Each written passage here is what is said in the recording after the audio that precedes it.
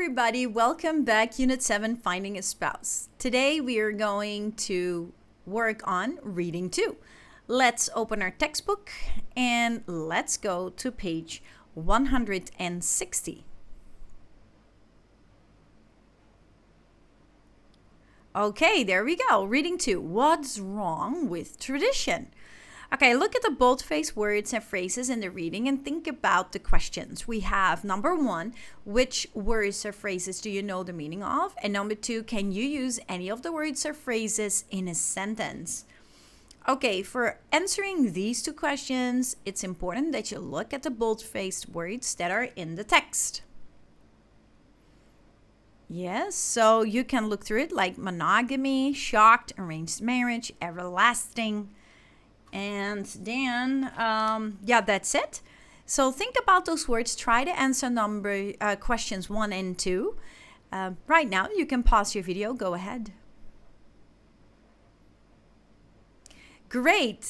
That brings us now to the text itself. I'd like you to, before we really read it, I would like you to preview the text first. Look at the title and the headings and the visuals.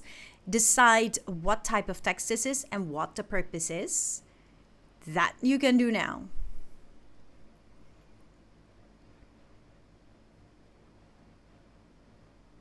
Very good.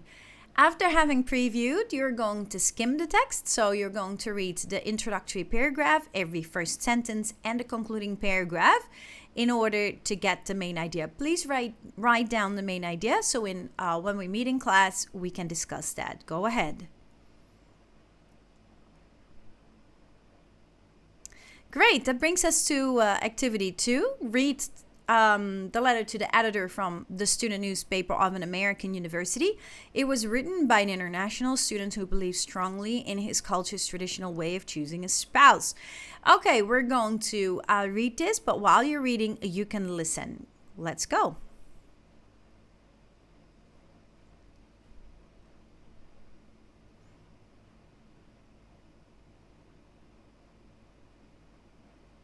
What's wrong with tradition?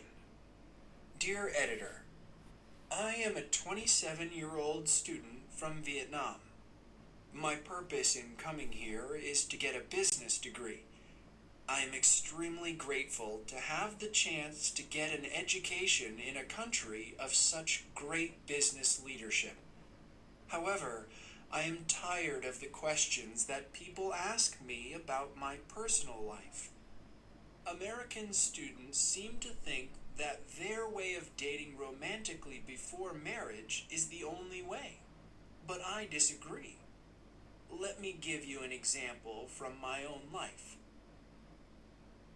My parents have been married for 35 years. Their marriage has all the characteristics of a happy one: deep friendship, love, and trust.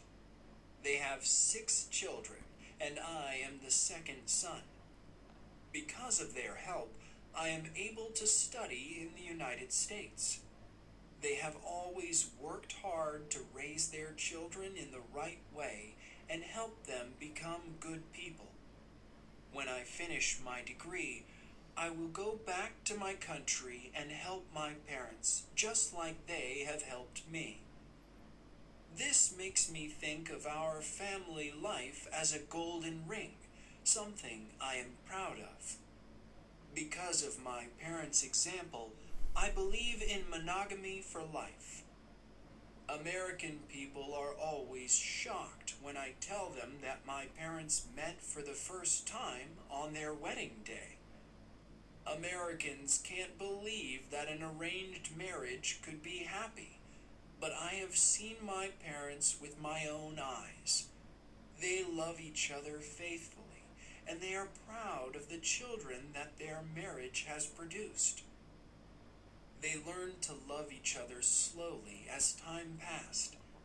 I believe they share a true and everlasting love. When people ask, "Are you looking for a girlfriend?" I tell them no. For me, studying comes first. When I go back to my country and start working, my parents will help me find a good wife. She will be someone with a good family background, someone I can trust. She will be my one and only wife. Good apples come from good trees. If I marry a good apple, we can make a beautiful growing tree together. No divorce, no AIDS, no broken heart. I want a peaceful, happy life just like my parents have. Why can't Americans understand this? Paul Nguyen. Very good. Okay, that brings us to the comprehension. For the comprehension, you're going to read the statements and mark them true or false. So the capital T for true, capital F for false. And I would like you to rewrite the false statements to make them true. So what you're going to do is you're going to annotate these sentences, number 1 until 5, on the keywords. Yes. And then scan through the text to find the particular part where you can find the answer, whether the statement is true or false. You can pause your video. Go ahead.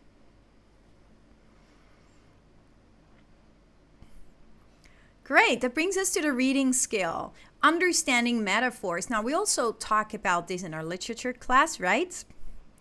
Read paragraph 4 of reading 2 again. What is the meaning of the statement, good apples come from good trees? What information in the paragraph is this related to? I'd like you to underline the sentences that give information about the meaning of the good apples statement. Go ahead, do that, because I'd like to discuss that in class. Writers use metaphors to make their ideas more interesting or more clear. A metaphor is a word picture that relates an idea to something in the real world. So you compare two things. Metaphors can either be followed or preceded by details that make their meaning clear.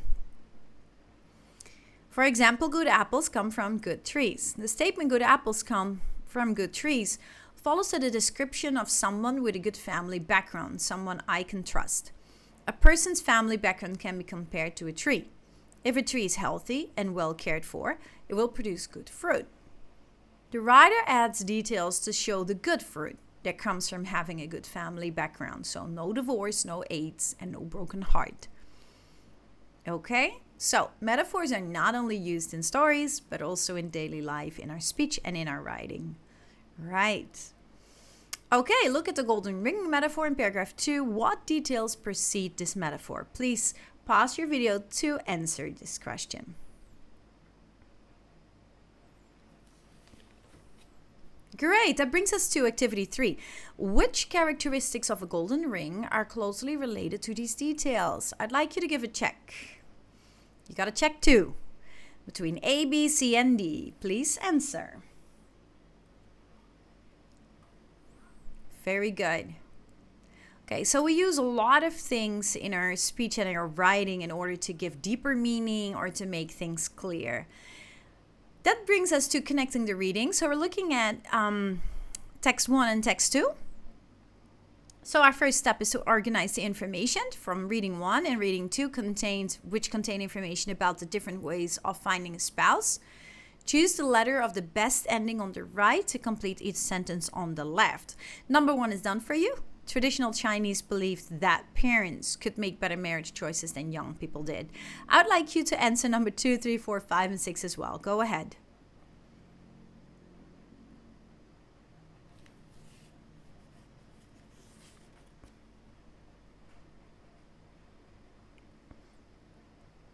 That brings us to step 2, which is synthesizing. We already connected the information. Now we're going to use that information in order to create something.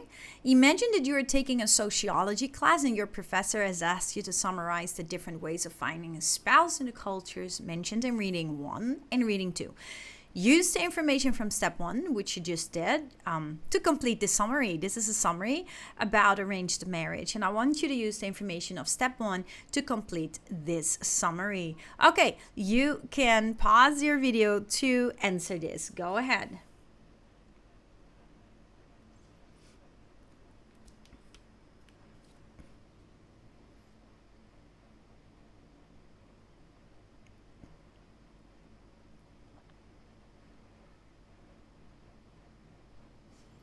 Awesome. Very good. That brings us to the end of our lesson today. In reading 2, we read the text, What is Wrong with Tradition? We looked at the bold-faced words and tried to understand what they mean in the context of the text. What words did you already know the meaning of? And could you use them in a phrase? Could you use the word or phrase in a sentence?